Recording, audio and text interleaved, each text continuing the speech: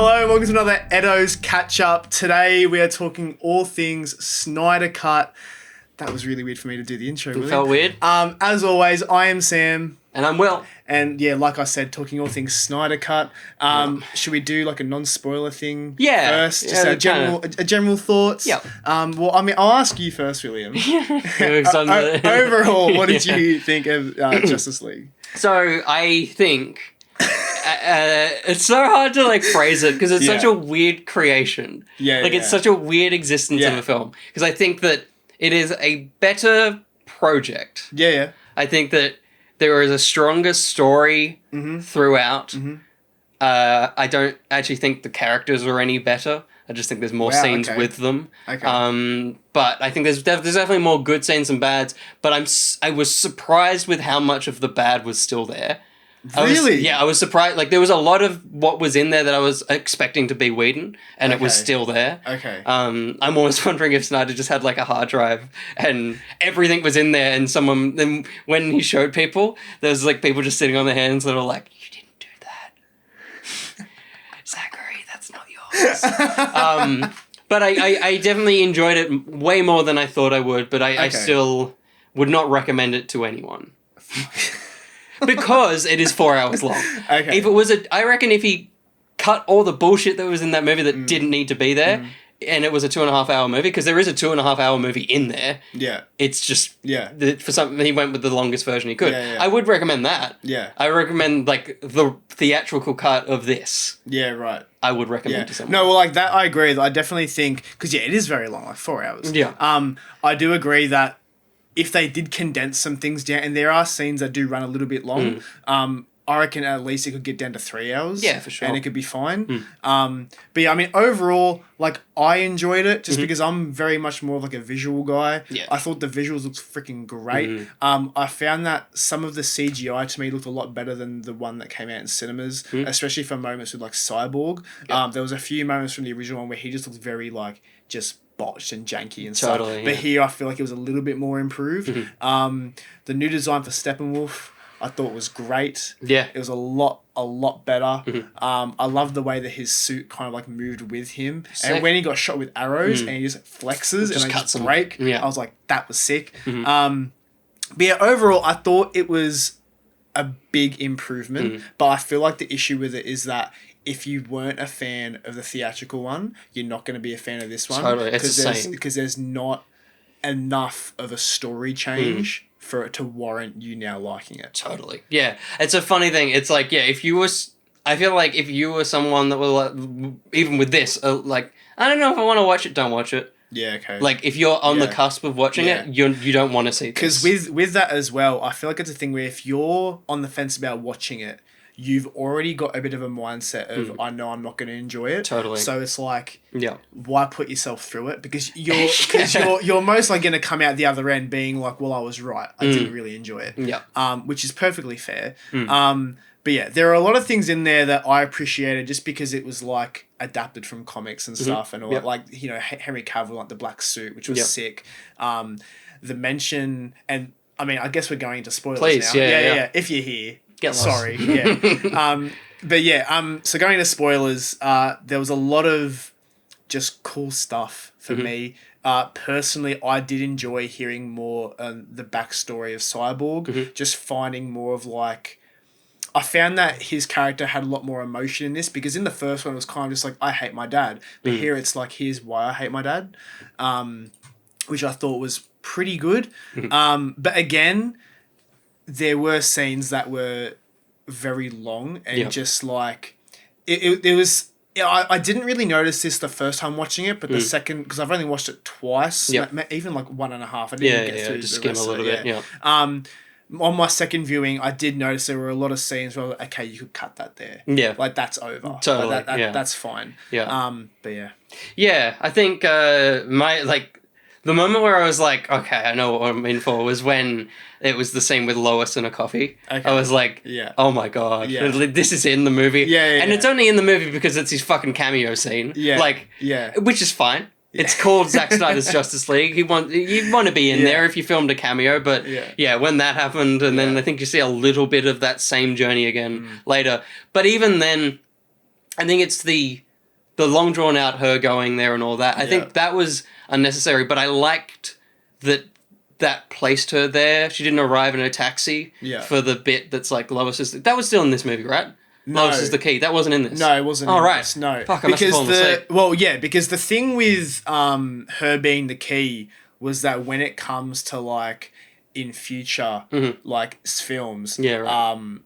Right, so Whedon just rushed that into this. Yeah. Right, okay. So what has essentially happened is Warner Brothers were like, you need to bookend this now. Right. We want to move on. Yeah. Whereas the thing about Lois was going to then go on into other films where it was like she dies in the future and that's what sends Spyro. Like, right. Spyro? Did you just say Spyro? I was about to say Spider-Man. Oh, right. But that's what sends... I mean, he does have a lot of dead girlfriends. Yeah. So, yeah. But yeah, that's what sends Superman to a bit of a spiral down that dark path. Whereas, in the theatrical one, it was very much, no, let's have that just end here. Yeah, she's the key to fixing it. To fixing his hatred here. Well, okay, then I'll take it back. There is no reason that coffee scene is in the fucking movie then. But, like, the thing with... And, like, it's not exactly excuses for why all that stuff's in there. It's just that Snyder just loves a slow burn with things. Yeah. So it's just he does. Yeah. I think the reason why I think you could get it to 2.5 hours is if you sped up every slow-mo, you would save 25 minutes. There were scenes where I feel like the slow-mo was, like, sick. But then there was somewhere else, like, we just had a slow-mo shot. The entire 2 minutes of Jason Momoa walking into the scene is in slow motion. Yeah. It's cool if you went as the water goes over and then it's like it's gone. But you don't need to see him slowly take a shirt off, slowly throw a bottle. It's like... And then there's about 10 seconds where it's just the way. It's very slowly going in on his face. Yeah. Like, all that stuff, fair enough. Cut that out, change it, whatever. And I will say, though, this is the director's cut. Yes. So...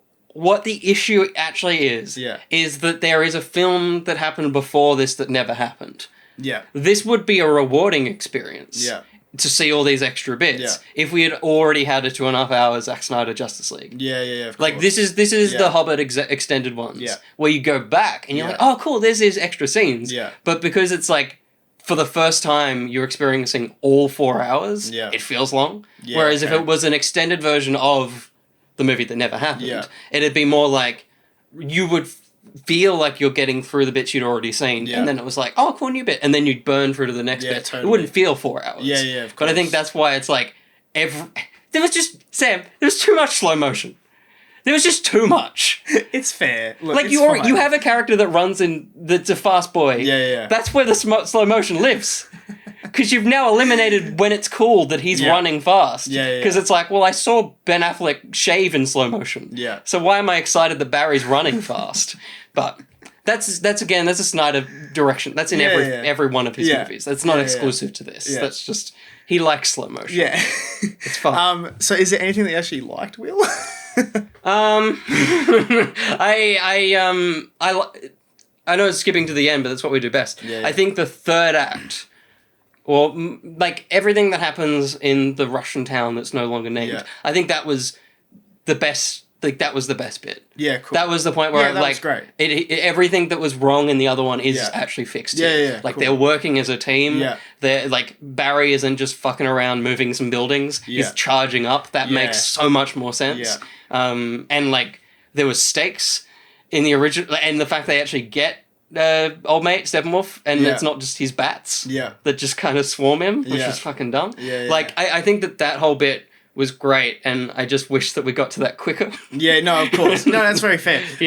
But yeah, one thing I will say is that I feel like a few of the characters were handled a lot better, especially the Flash. I feel like in the theatrical one, he was like they just perceived him as much more of like a child, and just very like he was there for to be a bit of a laugh every now and then. But in this, he still has those like funny moments, but he has a fucking sick moment. Yeah. Where, they essentially lose at one point. Yeah. And then the Speed Force kind of like shrouds him in like a Speed Force, I guess. Yeah. And then he's then able to turn back the clock a little bit and go back. And sick. I thought it was sick how he was like, you need to make your own future. Make your own future and like all that stuff. But him being like, I have a rule and I need to break it. Yeah, I was like, oh my God. Because like, I love that sort of stuff. Yeah. Anytime a hero's like, I need to break my one rule, it's like, it's for a reason. I legitimately like would rank that higher than most Yeah. like Marvel moments. Yeah, like cool. there is like,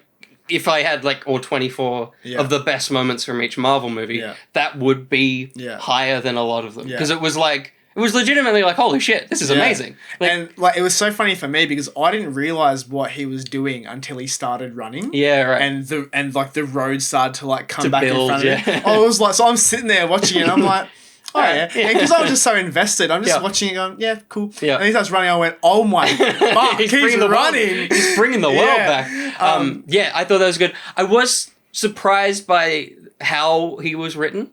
Okay. Like I thought, like I as much as I think he is better in this than he was in the other one, I still think that he doesn't fit here. Okay. I think, and only because I wish I had a movie before this with him. Yeah, to be like, this is the tone that he is. Yeah. And then it's like, oh, cool, he's been inserted amongst the others. Yeah. But because it's the first time we ever see him, it really feels like he's just clashing with the tone of the entire film. Like, every time he makes a joke, I just get ripped out of the movie. Yeah. I feel, because like that was the main complaint people had from like the original cut, was that he was too jokey. Yeah, and they definitely dialed it back. Like they definitely dialed it back, but there were points where even I was sitting there and I was like, he's still got that very like kiddish sort of like humor about him. Yeah. But overall, like it was the fact that by the time they got down to business, he sort of like really got into the zone. Yep. I was like, okay, that's cool. It's made me care far more about his movie, his Flashpoint movie. And also,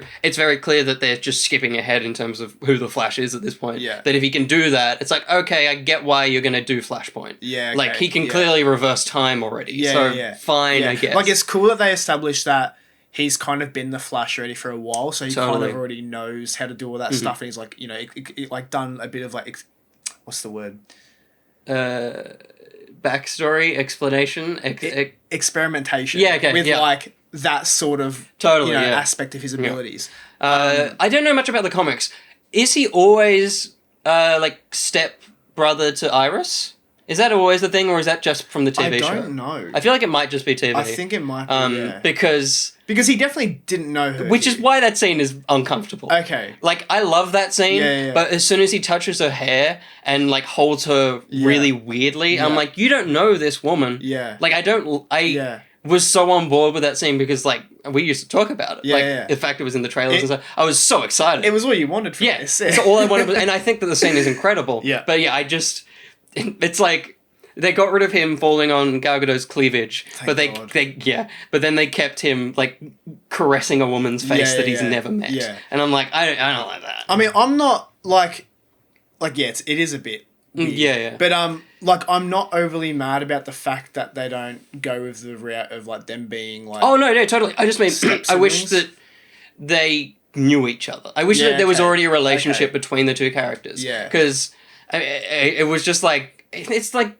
you met a person on the street, you're like, you're very attractive, and then you touch their face. Yeah, okay. It's like, I've never met you before. Yeah, that's fair. Yeah, that's fair. So I was like, that's just one of the many things where I'm like, oh yeah, Snyder doesn't understand human beings. He understands human beings in film, because that's a human being in film thing. Yeah. You do that. Yeah, like Indiana Jones would do that to a woman. That's fine. Yeah. But it's like, he doesn't understand that that's not a normal thing that anyone should do. Like, there's a stereotype. And this is like a nerdy, awkward guy. And I feel like it makes him look a bit creepy. Yeah, okay. Because he's a guy that's like, I don't know how to talk to people. I don't like that. And then he touches a woman's face. And I'm like, you're the guy that at a convention that Supernova watches over. But yeah. Oh, and just on the Flash as well, I'm sad that the Whedon Save One Person wasn't in here. I think that was a great scene. And I like everything that happens there when he leads them out and like saves all the rubble and all that. But I wish that moment was in there because it was a good one because Batman does fuck all in this. Like he's not a character in this movie. That's what I was going to say. Like in this, the side of Batman where he was Bruce Wayne, I thought was okay. Yeah. And actually seeing him like have a purpose in this and having to gather together all these like, you know, humans that have abilities and stuff. But yeah, him as Batman didn't really have his time to shine, but I didn't really mind that. One, because I don't care that much about Batman, but also because you've got all these other characters that haven't had time on screen before. So at that point, even like the stuff with Aquaman, I thought was a little bit better than in the theatrical cut. Yeah, because we got to see a bit more of him like going to like Atlantis and stuff and looking at like. It still feels weird. Yeah, like it still feels very much a different universe than the next movie. This is this is why, and like I have reasoning kind of for this. So, because there's a lot of elements in this that are different from the Aquaman film, and I think where people are getting a bit confused is they need to remember that this version of Justice League that Zack had written was written and started shooting before a solo Aquaman film had even been thought into existence. So he's had to sort of think, okay, well, what would my version of Atlantis and these characters be like? Right, okay. So that's why, as well, Mira has an English accent. Because that was the first take on Mira. Yeah, right. And they hadn't done it before. Yeah. And it's definitely not on him. It's like, why is Warner Brothers doing that? Like, why didn't they just at least borrow the darkness of it? Yeah. Like, because a big... And, like, this is probably going to ruin it even more for you now. Yeah. But a big thing about it is that when Arthur goes to the Trident and he looks at the old king on the throne... It's the one he has. In Aquaman, it's a thing where you have to dive to the bottom of the ocean for that and then go through, like, a portal. It's like this, like, underworld thing. And then that's guarded by, like, the freaking Kraken or whatever. Yeah. But in this, he could just pick it up. But in this, it's like, no, that's in Atlantis. Yeah. Which makes more sense. It does, definitely. Yeah. Because I remember that, and I mean, that whole... It's why I'm like, that scene didn't need to be there. Yeah. Because you've ruined a little bit. Exactly. Yeah. Like, and I get it. It's part of his vision. But I'm also like, you didn't have to pay Willem Dafoe to be in this movie. You could have saved a lot of money if you just got rid of that scene. But at the same time, it's like, this film does a lot to make me wish that they continued it, at least to see a fully fleshed out world from this. No, of course. Because like this could have been what he obviously was trying to do, which is almost inverse MCU, where it's like you start big and then it's like this massive, like if Iron Man had been the Avengers, and then you get all the movies that are spread out, and it's like, oh, here's all the little characters that started here, and then because I thought it was cool to see fucking all the little bits and pieces, even the start, like starting with dying and seeing Jesse Eisenberg at the top. That was great. I love that. Was like phenomenal. Just like that one like shot of the camera just going around them both as they're like screaming and having the shock waves. Because like that just makes sense, him being Superman. Like if he screams, it's gonna shatter some windows. Totally. And I like that is kind of the beginning of the mother boxes. Like I like that actually sets them up. Yeah, exactly. I don't know I don't remember the point of the other movie. Whereas this at least I'm like, okay, cool. Yeah, in the other ones it was just a thing that like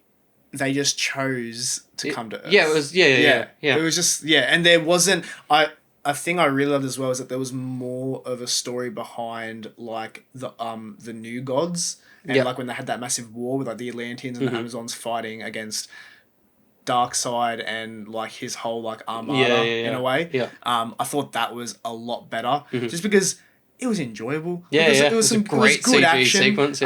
Zeus and like the other gods looked fucking sick. And I mean, they looked straight out of 300. Yeah. Oh, 100%. But I love that they were, because there's a shot where they're all seen together. And I love that they were physically like giants because they are gods. They're giants compared to like everyone else. And that one dude that was a lantern, how he just gets his hand cut off and the ring, and then Darkseid's about to grab this ring. I'm like, whoa! I'm like, hang on. It's basically getting the time stone. Yeah, pretty much. And then he gets shot with an arrow or whatever. Yeah. But I thought that was sick, and I feel like for Darkseid, it was very cool to see him kind of lose. Yeah. Because that was wild to watch. He gets whacked in the shoulder with an axe. And just flowing out. And there's blood everywhere. And then, like, you know, the parademons take him away to the ship and, like, they've won. But then, it's the case that the mother boxes were just left there. And I feel like that gives more explanation as well as to why they are on Earth. Because in the first one, I don't think it explains it that well. Yeah, you just see some Vikings chucking in some dirt. It's like, cool, I guess. And it also gives reasoning behind like why these boxes are so heavily under guard. Because it's like these races like the Atlanteans and the Amazons that experience the wrath of these things before. Yeah, because like there was a scene like they had some of that in the Whedon one, but it really just felt like they had the full graphic sequence and were like, these like 4 bits are quite cool to look at. So there we go. They're in the movie now. Totally. And it's they didn't mean anything in that. Yeah, and that's what I found a lot in this movie, that there was just, not a lot, but there was a few more things that had a lot more purpose behind them, a lot more reasoning, especially like moving on to the whole aspect of Superman, when they are discussing what their options are, and they're like, what about Superman? Yeah. In the theatrical one, it was very much Bruce just being like, yeah, let's bring him back. And like, Aquaman and Cyborg are kind of like, oh, I don't know. Yeah. But then they're like, nah, yeah, let's do it because we can. Yeah. But in this, there's a lot of like rational thinking behind, okay, if we do this, could it work? And there's a much more sort of thought out scene of them standing in like I think it's like a bat cave sort of area, just having a talk about it, and like the hologram of Superman on the box. I thought that was pretty cool. That was good. But yeah, I just like that there was a lot more reasoning behind things. Basically. Yeah, I mean that happens when you've got 4 hours. Yeah, of course. Yeah, but yeah, no, I got the, like I said, there's a better story here for sure. Yeah. Just talking about that Batcave, a scene that like I think is probably my favorite scene in the whole thing, but it's a scene that is absolutely on a deleted scene in a Blu-ray, is Alfred telling telling Diana how to make tea. I was like, this is my favorite scene in this movie. Great. Alfred was sick in this. He was really good moments. Like that did not need to be in this film. Yeah, of course. He should have just emailed me that scene. And just let me watch that. Just watch that and you would have enjoyed it a lot more. Because, it was like, as the scene rolled on, I think, because he says one thing and then he goes to leave, and I'm like, hey, so you don't think of it, but as he keeps going, I'm like, oh my god, this is the whole point of this scene, is Alfred telling you how to make tea. Like, Snyder, you're fucking insane. Like, how did you ever write this? Yeah. But I mean, look, I'm glad it's there. Totally. Like, in this 4-hour cut, it's like perfect. Yeah. It's, of course, it needs to be. But it's just, it's a window into his mind of like what he thinks a movie needs, like the fact that was ever on the cards. And like, but when like you hear him talk about his movies as well, it's much more of a thought process of like, what would I just think is cool to see? And in a lot of the like in most cases, it is things that fans are like, oh yeah, fuck that, that's cool. But then I can say that there are aspects of his films where it's just a bit of like a wank to his imagination and like what he would like to see. But yeah, I think, what else was there? Oh yeah. What do you think of The Martian Manhunter? Fucking dumb. Oh, okay. It's so stupid. It's so dumb. And I didn't think it was so dumb. I thought it was dumb until I read the things where he wanted it to be a Green Lantern, and then they were like, no, and so he made... And I'm like, so you just wanted a cool character in your movie, and so you just made it... Because, not like... The point of Martian Manhunter, and it's a name that's kind of lost meaning over time, because he's obviously Martian, but Manhunter is like a detective thing. Yeah. But in this, he's a general. So why is he called Manhunter? I don't know. I think it's just a thing where like... And why does he tell Bruce, hey, I'm Martian Manhunter? As a human, I'd go, so do you kill people or do you kill Martians? Are you hunting men? Or you're hunting Martians? Because your name is Martian Manhunter. Why are you telling me that information? You really put a lot of thought into this, didn't you? The back half of the movie is stupid, Sam. No. Like, after, like, from the epilogue onwards, like, yeah, you don't really need that. No. It's just little extra bits. Why did he turn into Martha Kent? Why couldn't you actually just have Martha be there? No, totally, but I feel that ruined that scene. It was a lovely scene, and then he just turned into an alien, and I'm like... What the fuck? But, like, for me, it's a thing where, like, even in, like, the Supergirl show on CW, the Martian Manhunter is very much like this person of reason. And he tries to sort of be, like, the therapist for people in, like, his own little world. So it was very much just him going to Lois and trying to get her back on her feet. Because he knew that something was wrong with her. But why... But has he... I guess he's kind of better in other things, but, like... Yeah. So in BVS... Like, they met first in Man of Steel. When they're at like the army basically, and then in BVS, if you watch the Ultimate Cut, they actually have a pretty thought out scene. Yeah, so like this is really the third part in his trilogy. Yeah, right, okay. So yeah, in BVS, they do have a much more thought out scene where Lois has been trying to contact him, but he's not answering. So she decides to ambush him in a men's bathroom, and she's like, "Can we talk now?" And so why doesn't he go as him? Why does he go as Martha? I don't know. Well, because I think. Because they just not get the guy on set? I guess that's a good point. But, I mean, I don't know. Like, I didn't really have any issue because I just thought it was... And it's a thing with me where I'm just so appreciative of what we get out of these movies. It's certainly... Where they adapt things from the comics. So I was just so excited to be able to see this character in... He looked a bit CW, format. Though. He was the only character that I was like, he is definitely scraping the budget barrel, where they went, this will do.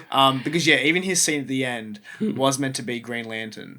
Absolutely. But then, Warner Brothers said to Zach, no, we have plans for him, so don't put that in there yet, because we don't want it to be like, Yeah, and was that a reshot? Like, Because Affleck looked a bit different. Yeah, he looked a bit chubbier. Yeah, and stuff. he looked different. From what I understood, it wasn't because it's been like said that the only scenes they shot was the nightmare sequence. Yeah, right. That was it. And you can tell. Yeah, for sure.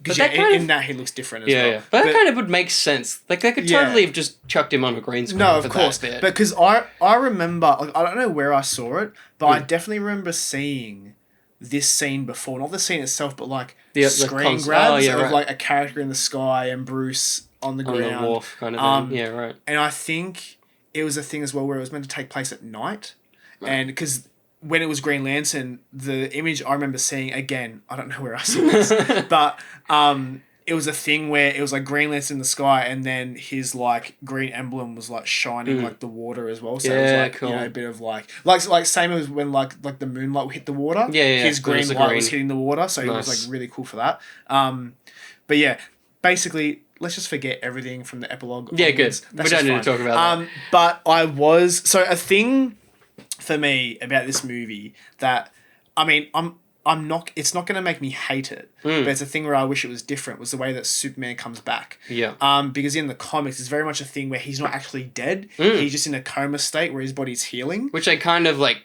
teased with the rubble bouncing. So here's a way I would change that. Good. So something that I would do is, if I was Zach, I wouldn't have the dirt on the coffin in BVS. Yes. I'd have it in this movie. Yeah. And what I would do is I would have them still go the same route of, okay, let's try to wake him up with a mother box, but have it not work. So then they just go, all right, shit, I guess it really is just up to us to now defeat this guy. And then they take his coffin and like they put him back in the coffin and then take it back to like the Batcave or whatever. And then because you know you've got Clark in the water, instead of dirt, it'll be like some water droplets on top of the coffin. Yep. And then have it be a thing where once they shove him into the back of the truck and they shut the doors, you see the water start to rise a little bit. Yeah, and it's like, okay, he's awake. But it's like his coma state just prevented him from waking up sooner because he still needed that time to heal. Yeah. And then, like, for me, just as a Superman fan, I think it'd be sick if it was like, okay, we have that bit. You then just totally forget about it. But then he shows up in that final battle the same way with the axe. Like, I think that would have just been a little bit better. Yeah. Because it would have had that... go ahead. That's right.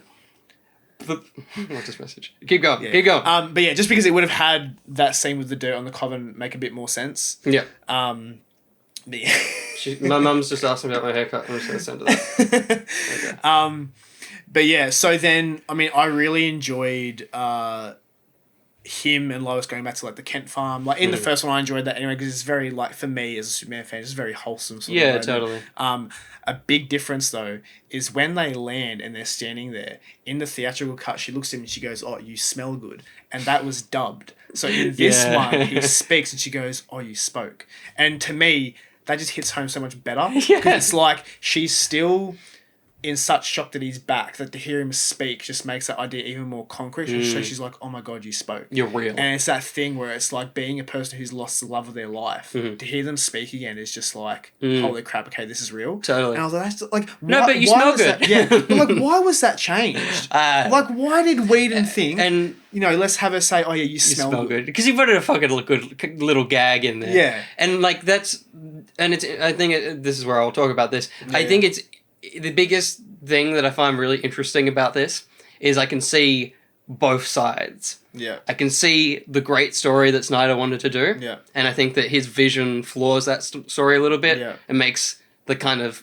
linearity of it all a bit fuddled. Like I don't get, the only emotion I have in it is the cool Flash bit. I was like, oh cool, like everything. And then but you're like a Flash guy, so you I was on board for him. That, but I do love Supermans and stuff. But yeah, I can see what he wanted to do, and I think that his vision flawed a little bit. But having the whole film in front of me now, and basically what Warner Brothers had when he left, I can see them watching the movie and going, "Oh, we need to change this, we need to change that," and I can see exactly how they got to the Whedon cut. No, of course. And I think that they had the best of intentions to make it better, and I just think that fell flat. But I can see every moment that they went, "Oh no, let's actually do it like this," to kind of clean it up. And they went too hard the other way. Yeah. It's like Snyder was over here. Yeah. And then they looked at his stuff and tried to course correct it back to like Yeah. an approachable film. Yeah, yeah. But then they just went all the way to like because I feel the like other side. with them, they were probably panicking about the fact that this movie does set up a lot for future films. Totally. And I feel like at the point where they were shooting this with Zach, they very much had their mindset that they didn't want to continue his vision. So they were like, well, shit, what do we do? He's got all this stuff. So I feel like for them, his daughter dying and him having to step down was like a godsend. They were like, yeah. Yeah. But yeah, so where was I going? I was going to say something. I'll just say, whilst we're on the Superman bit, my favourite, like, almost meta joke is when Steppenwolf arrives to get the mother box and that kind of thing. Because in the original, it's just on a car, and he takes it and fucks off. There's a moment when he lands, I think he looks at the same car and gets angry, and it's almost like he landed and expected it to be there and was like, the fuck? Where is it? And then he had to go inside. It was a real, like, I was watching, I'm like, that's a fun, I hope, intentional gag that Snyder was like, almost like, God, that was a dumb idea. Yeah. But I will say it's unfortunate that it's almost the same setup of, oh no, he's got the box. Yeah. What a shame. Yeah. We can't do anything. Yeah. And like, I mean, like, there's a very chaotic moment and it makes sense. But it is always, it was funny in the original. It's funny now that they're just like, well, shit, I guess. Yeah.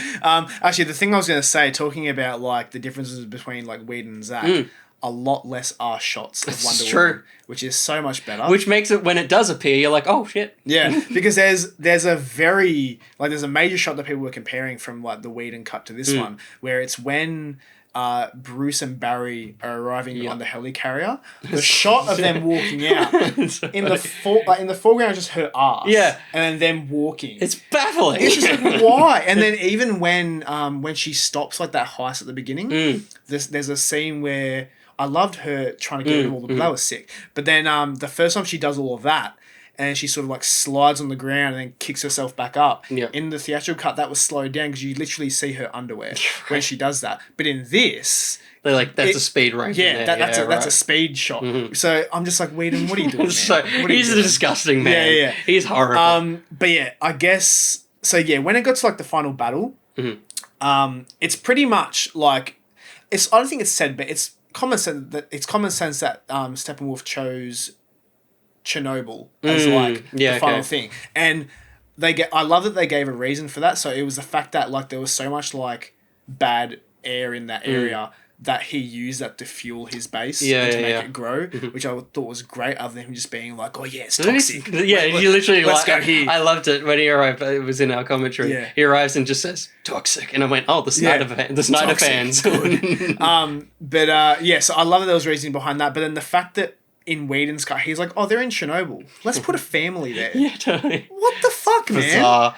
It's bizarre. I don't know. Yeah. It was still like, it's still such a Snyder thing of coming off Man of Steel still, of him being like, it needs to have no people. Yeah. There's no one there. I'm like, oh, but the reason that it's always interesting when a hero fights, it's they've got to worry about the people. Yeah. But in all of your films, the first one, oh well, people died. And then the next one, it's like, oh, we're in an abandoned harbour. And now it's like, we're in an abandoned thing. But like, you can see why he's done that though, because he cops so much shit. Yeah, I know, but Man of Steel. Don't make your fights be so destructive.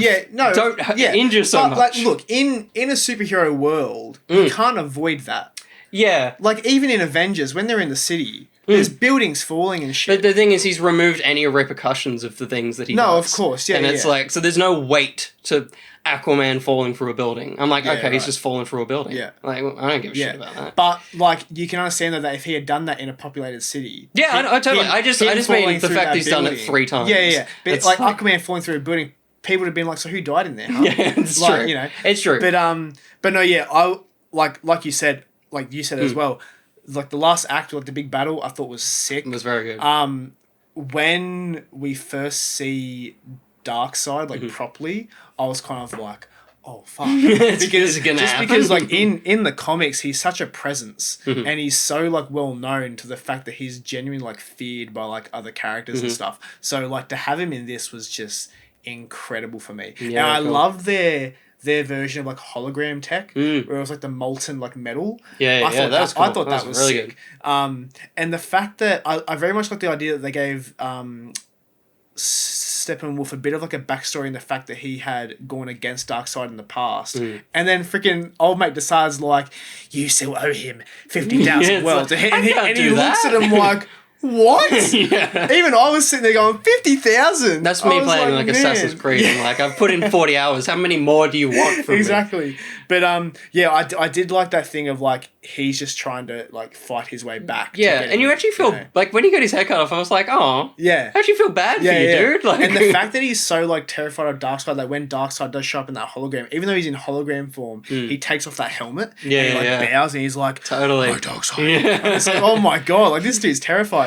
But even with that, it was good seeing like, because when you do see Darkseid, he's standing next to Desaad and Granny Goodness, which for those of you that know, she's kind of like the one that would come to Earth and like do his bidding for a bit and try to turn people to like the anti-life equation, which I love that they mentioned in this. Because if you've read the latest DC Comics for Deceased, the anti-life equation is very much present in there, where it turns people like into zombies and stuff. And that's not necessarily what it does as a whole. It can kind of be used at your own will. So I love that was involved. And again, that was just one of these things that was setting up to the sequel of this. For sure, yeah. Because part 2 was Darkseid comes to finish what had been started by Steppenwolf. He gets the anti-life equation. They lose in the second one, and the third one was going to take place in that nightmare future of them trying to get the world back to normal and save Superman or sort of stuff. But yeah, dude. Superman coming back into the fight. Oh my god. Do you want to hear my reaction? Please, sure, yeah. Because it's like it's loud. But I feel like... Because it was a point where... And it happened to me in the first one as well. There's so much going on that you just forget that he's there. And same thing happened to me in Avengers Endgame. They all come back, but I was just so engrossed in what I was watching that I was just like... Oh yeah, cool. Okay, where's this clip of... I think it's this one. Such a little baby. It's like he's like...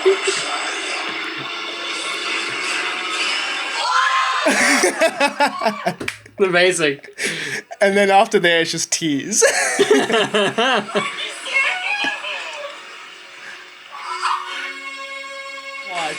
Because the thing that I love about what Zack does with these characters is that there's an accuracy to how he shows them on screen as to how powerful they are. And I feel like, especially with like Superman and the Flash, they've never been accurately like given justice for like, how powerful I was thinking about like the TV show Barry. Yeah. Because Barry Allen, well, the Flash as an entity is a fucking god. Yeah. Like insane. And so what the show constantly does is because they don't know what to do with that. They're like, he's lost his powers again.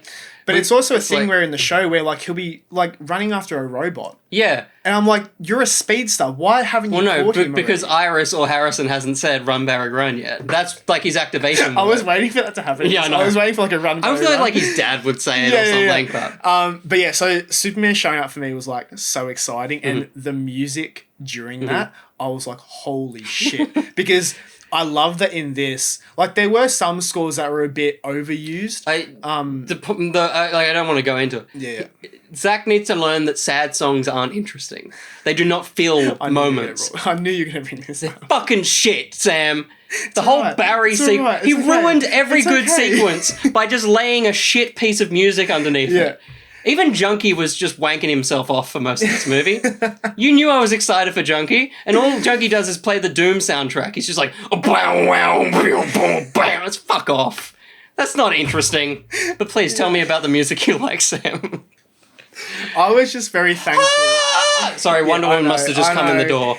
I was just very thankful that they used some of the aspects from the Man of Steel soundtrack. That I'm on with you. That is 100% a Man of Steel track that's just been heightened to like fucking 11, which was very, very cool. Because it's a thing with like for me in TV shows and movies where I love to see how themes adapt over time, especially like in TV shows like on Doctor Who, like with like the theme for like 11, totally, with, like his I Am the Doctor. You see how that changes and adapts over time, and like how they can adapt it into other scores as well.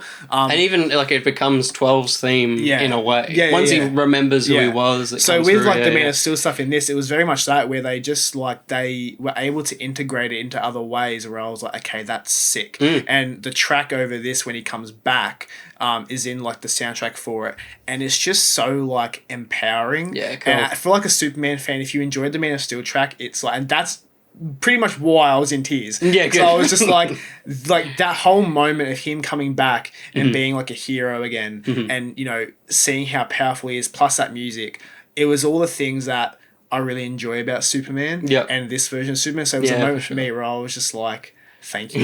Good. I was like, thank you. Good. And I mean, the fact that it just lets the axe just on his shoulder. It's so funny. And he just looks at me and goes, not impressed. And then the fact that he used like his ice breath on the axe and then just shatters it. Yeah. I was like, that is so sick. Because that's a power that's very like underrated and not used a lot. It's usually wind or lasers. And that's kind of it. Yeah. And then after he shatters it and he just sort of rises above him, I was like, oh my God, like, this is great. Good. And then, that whole battle, like having him back was sick. I was very surprised to see like what shots were actually Zack's in the final battle, because the shot where he like flies into like the nuclear tube, that was in the original cut of him in like the coloured suit, but it was actually like Zack's shot. Yeah, so I think that was cool to see that like it was actually Zack that had made a lot of these shots that I still enjoyed from the first one. And then, they continue the battle.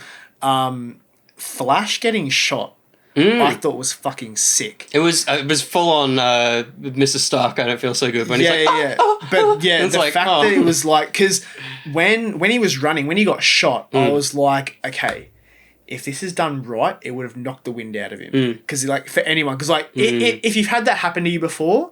It's exactly how it happens. Yeah, shoot you in the balls. Yeah, exactly. But when he's get up and he's like, I've got the wind knocked out of him. Like I was in a few seconds, I was like, oh my God, yes. Because it's a very accurate thing to happen in the real world, you know? And then, him trying to like quickly heal himself as well. So he could like quickly get back into it. But he's not quick enough. And then they lose because like the mother box is just synchronized. And even like having Batman on top being like, oh no. And then he quickly gets down to like try and sort some shit out, but he's too late. And the fact that this blast just wipes out everything, including Superman, I was like, holy shit. And then, Flash running back in time to reverse it all, and then seeing, like, Superman's arm come back. Yeah, the flash and bone. I thought that was sick. Yeah. And then Superman punching Steppenwolf back into like the boom tube and Wonder Woman just beheading him. I like, and also like Aquaman stabbing him underneath. Like that was great. The three, that was sick. It was just like hit after hit after hit, and I thought that was sick. And I was very glad that I got to see that because Zack had expressed in the past that was what was going to happen at the end of this. So I was very, very happy that we got to see that. Just as a fan of DC, it's cool shit for me. But overall, I was pretty happy with it. Again, I do understand, like, it's not perfect, I know. I do understand where people don't like it and why. I just, like, for me, I'm just a person where I don't necessarily hate on something to the point that I just get angry with it and shout at the internet. So I feel like that's where people just need to calm down a bit, because it's like, look, this movie isn't affecting you. No, it also doesn't exist to Warner Brothers. No, exactly. If you don't like it, don't watch it. Who cares? But, you know, I hate the fact that people ruin it for others. Whereas, like, there are people that are just trying to enjoy it and they can't because you're just shitting on it 24/7. So, yeah, that's basically it. So, I guess off the back of that, do you think there's more? Do you think there's a chance of it? Look, I mean, you're seeing that figures... there might be a fucking chance. There might be. Look, I think if there's, like, I think Zack is very much done, just because he's expressed that, you know, the stuff you've got to deal with when making these movies is a lot to take on, and I feel like he's just done with the overall like stress of Warner Brothers and having to do that sort of stuff. So I feel like it's a thing where for him to come back and because the only thing I would want from him is the next two sequels from it.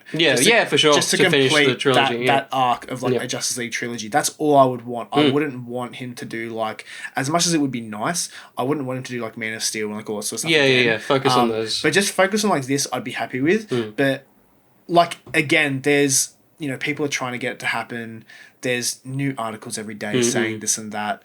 But it really seems like he doesn't want it. No, like it's more of a thing where you can't force the man to make his stuff. If he's done, I feel like which I wish they would understand, because every time I see like hashtag restore this, it's like, you know, your Lord and Savior has said he doesn't want it. Like what he like. But I feel like it's also a thing where if he was given a good enough environment to make these films, he would. Yeah, for sure. Because I feel like this whole process of making the Snyder Cut with HBO Max has been a lot more easier for him, and he's expressed like how well they've treated him and like how easy of a process it's been. So I feel like if HBO Max are like, hey, look, we want you to come back and do these. Would you prefer? Because I think I would. That's like 6-part.